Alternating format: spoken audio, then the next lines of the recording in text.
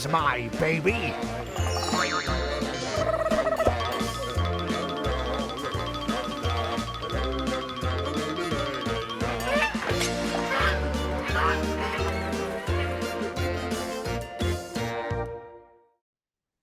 I'm Dana Denha. And I am Melissa Bondi, and this is Adventure in Parenthood, where we take a ride on the roller coaster that we call parenting. The road to parenthood is winding, and every person has their own path to take when it comes to bringing kids into families. Sometimes it's easy, and other situations can be daunting and feel at times hopeless. Mel, what was it like for you and Brian when, I mean, that was a while ago now, but I feel like there was I mean, you were worried about it a little bit at the Well, time.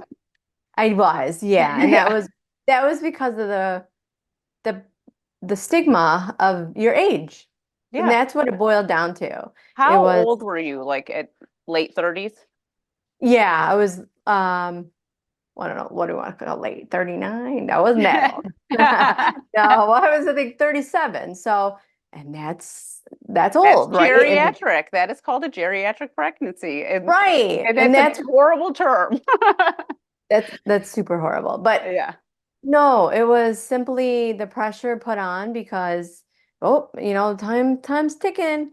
But really, Dana, in hindsight and all, there was no issue. The issue was mentally Oh because yeah, but I think it sure. also you're right. There is this like where you get the peanut gallery and they're in your ear and they're like, "Why aren't you Yes. pregnant yet?" You know, that kind of situation. I can attest to that myself.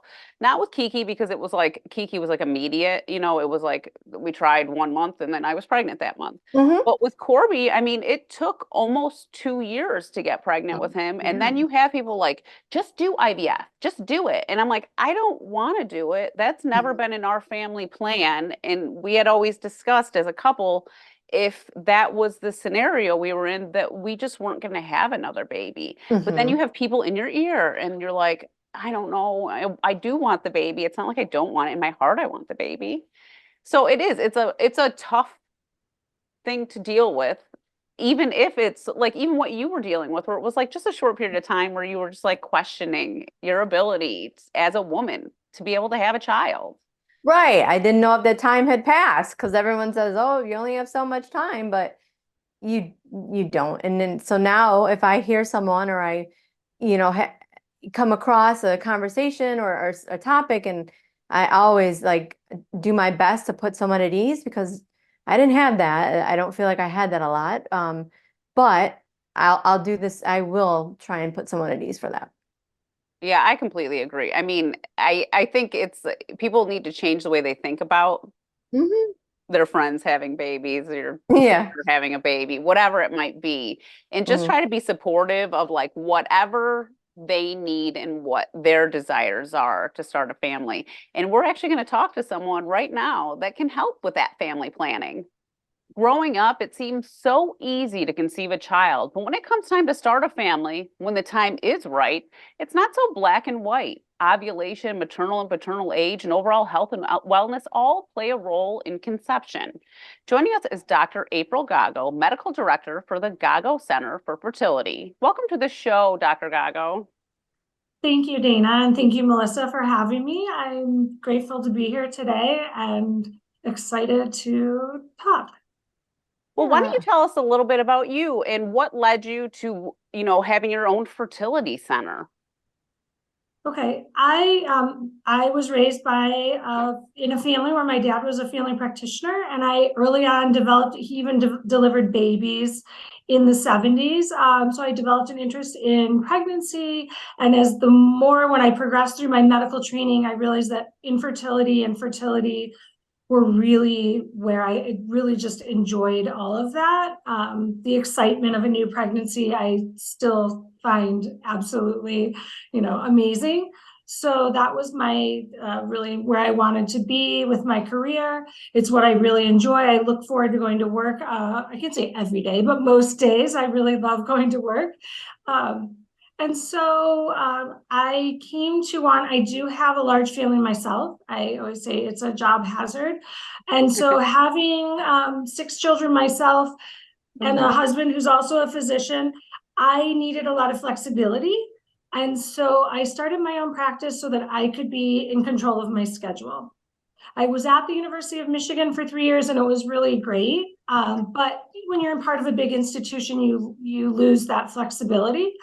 And so with my own practice, I can personalize the care that patients get. I'm the driver for the things that I really want to see, the way I want fertility care to be provided to my patients, to reflect my beliefs and my personality. And I can also build my team that I work with. I have a fabulous team of very devoted and just enthusiastic nurses and medical assistants and embryologists and the whole team, ultrasonographers that help, that are really integral in the care for my patients.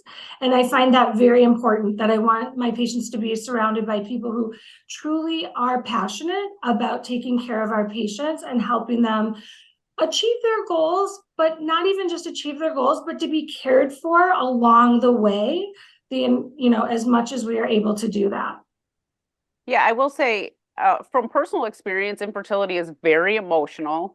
And in my own experience, I feel like I didn't realize how emotional I was about it until I had talked to a fertility doctor. And I really just like tears just started flowing from my eyes because I have a daughter and she's 7, but my issue was trying to get the second baby. And I think that is pretty common, right? It is. Secondary infertility is very common. And I think talking about our culture and our biology don't line up so well nowadays. People are waiting longer and longer, and frequently the first child comes and it's not a big problem, but by the time couples are trying or individuals are trying for their second child, different factors are at play, and lots of people unfortunately experience secondary infertility. So, Dr. Gago, are you meeting with patients? Like, what's the duration when you have a patient that you're with them? Like, could it be years? Could it be months? Is it someone? Yes, our team can work with patients as little as 2 or 3 months, and people get pregnant. And we were talking earlier about sometimes all people have to do is have their first visit or schedule that visit, and we tease that we're a good luck charm.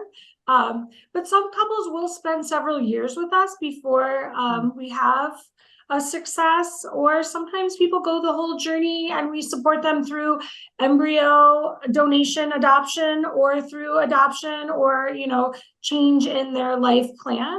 Obviously, we're hoping that people get the children and the families that they want, but we do try to guide them through the whole process.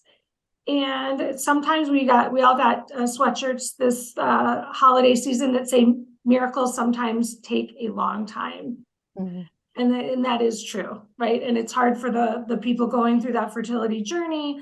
And we try to help them have the stamina to get through that. I feel like when you actually have to go see a fertility doctor, sometimes it can feel like you're just a part of the machine. But I think your approach is totally different than that. And what makes your center different from other ones that people may experience?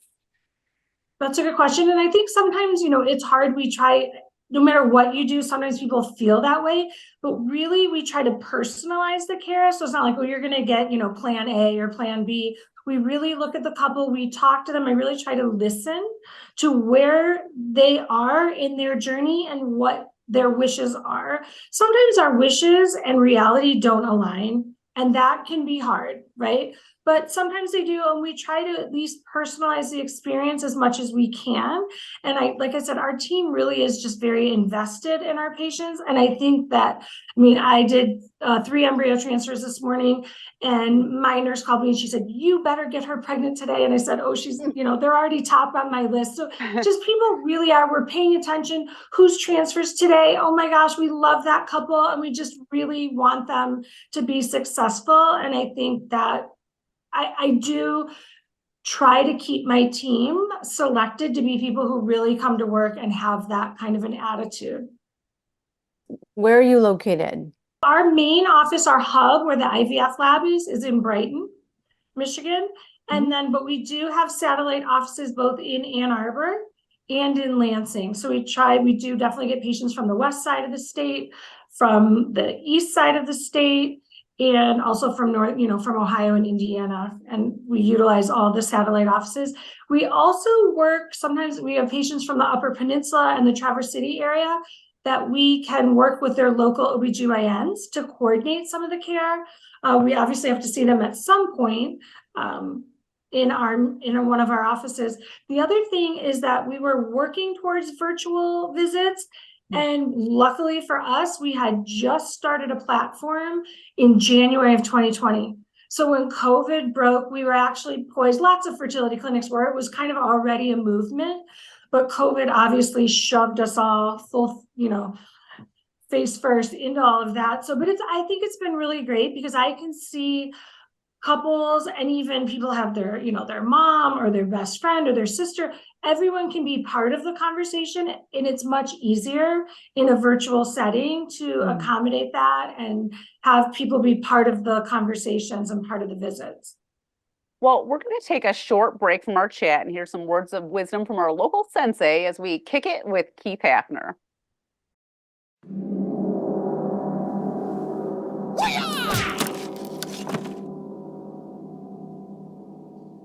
Hey everybody, I'm Grandmaster Keith Hafner.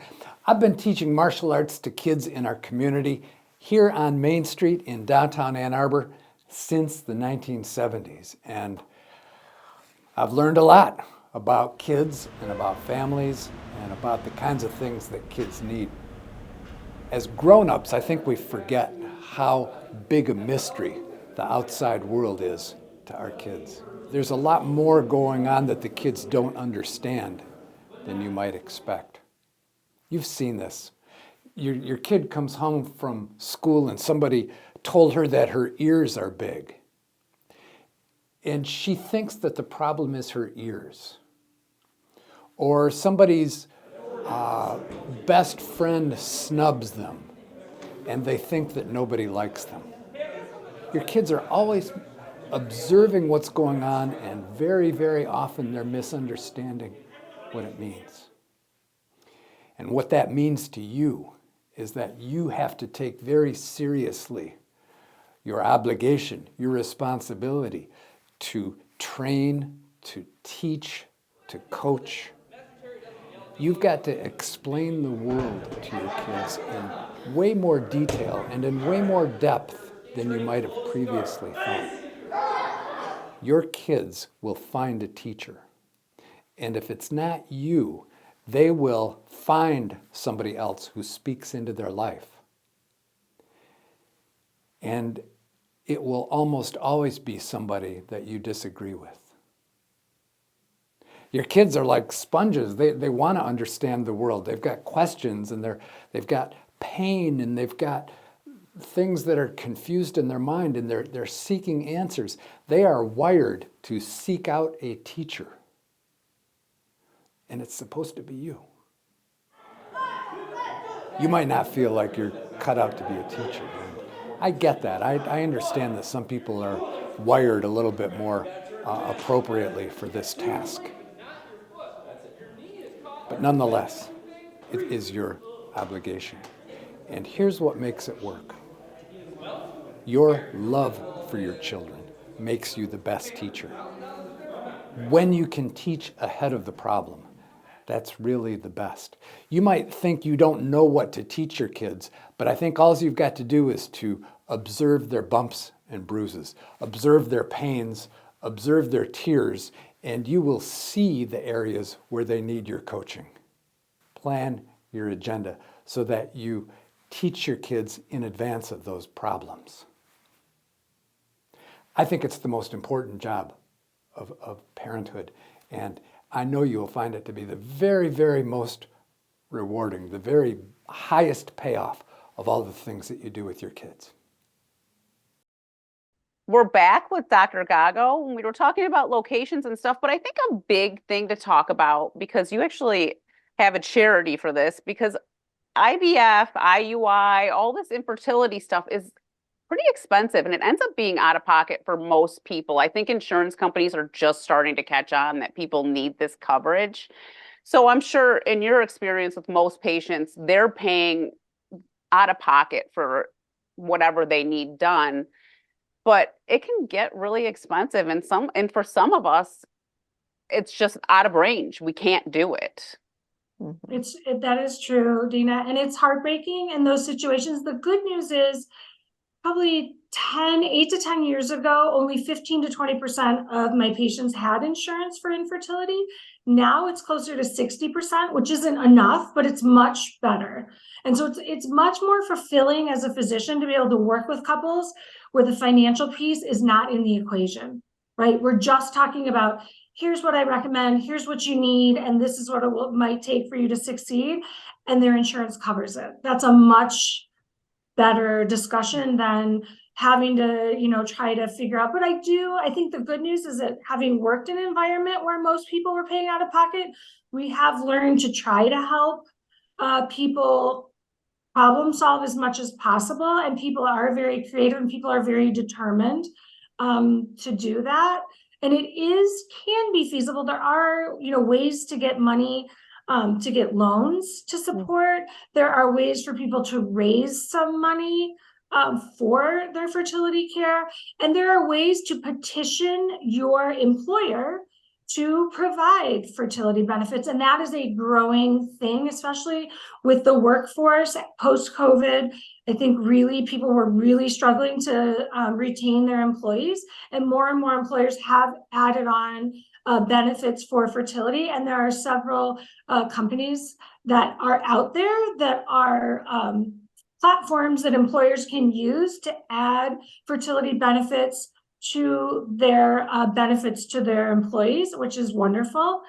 But there are also charities, and I did start one. My specific charity that I started because it is personal, I had a personal experience of losing a pregnancy in the second trimester, which, as much as I've been part of third trimester losses and many first trimester losses, and I knew, but when it hits you personally, it was even more devastating, even though I'm very familiar with the whole thing.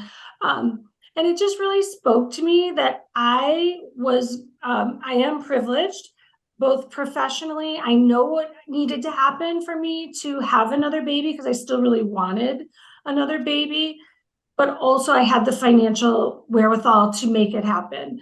And so I recognize that not everybody certainly has all those things. So I wanted to, I learned a lot about grief. So my charity is called Laura's Hope. One of our missions is to provide grief support, and that is very important to me, and we have done some of that. We are expanding that part of the mission. If people know a couple or a family that has experienced multiple first trimester losses, or later a single loss later, you're forced to create a definition, and so that's where we did. They could refer them to Laura's Hope, and we can provide some grief support resources. And then secondarily, for couples who are seeking what's called a rainbow baby, which is a baby that comes either through fertility treatments, spontaneous conception, or adoption after the loss of a pregnancy or a child, is a rainbow baby. So we have raised funds to help people who need fertility assistance to conceive again or to adopt. Okay, and we support all of those things. And that's been incredibly rewarding, and it's really amazing. We've helped several families add rainbow babies to their family, and it's really, really rewarding for everyone, for the donors, obviously the families that have those babies. Yeah, and we are looking to expand both people who donate to our mission, but also for families that are in need of this type of service. I will say I've known two people very close to me that have had rainbow babies, and I get emotional just thinking about it because I feel like for both of these people, it's so important to have that baby then after you lose that baby. And and they were later, they both had to deliver babies that they would never be able to really have in their families.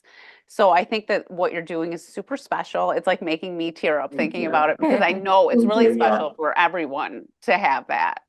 Yeah, it is. It is. And nothing replaces the baby that was lost. but there is a wound that is there forever, and a rainbow baby can help soothe that wound. And I think that's just really, it's just really, I experienced that personally, and I knew that's what it gave me the drive to want to start this. We are also newly in 2024 supporting a charity called Chosen, and it provides grants for couples who need IVF to conceive, or IVF cycles. So we will be donating, Gago IVF will be donating an IVF cycle to that charity this year, because we also want to support couples who are who need support through infertility processes. Dr. Gago, can you explain just real briefly IUI and IVF for those? I get it confused. So can you explain the difference? Sure. So IUI stands for intrauterine insemination. And so that is generally done. We have the female partner on medications in general to boost or strengthen ovulation. She is monitored with ultrasound generally so that we can time things optimally. And then intrauterine insemination is performed. The male partner or donor sperm is used, and it's what we call washed. It kind of, I think of it as like a little obstacle course for the sperm.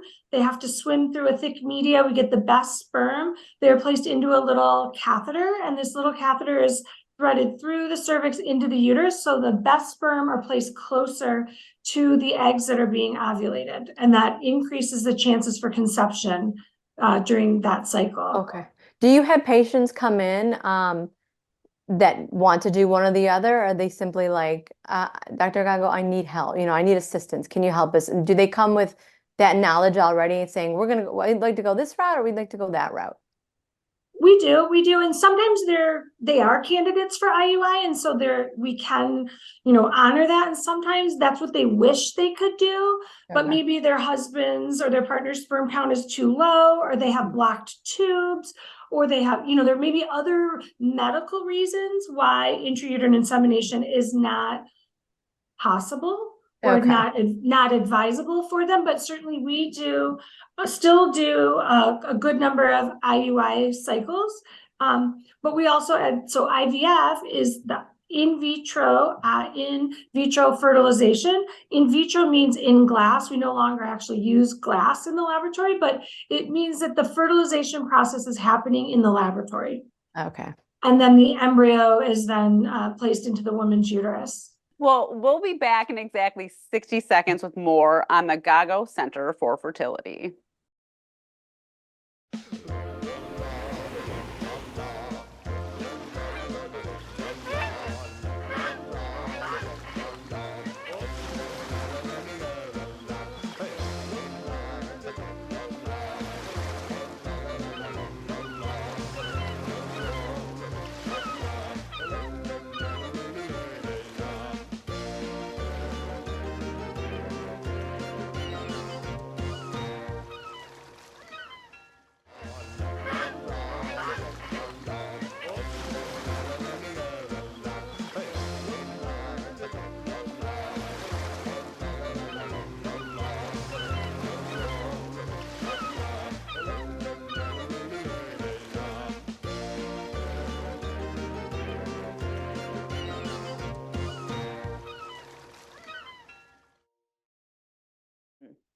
We're back with Dr. Gago with the Gago Wellness Center and the Gago Center for Fertility. And we're talking about, all these different fertility issues. You were mentioning Laura's Hope earlier.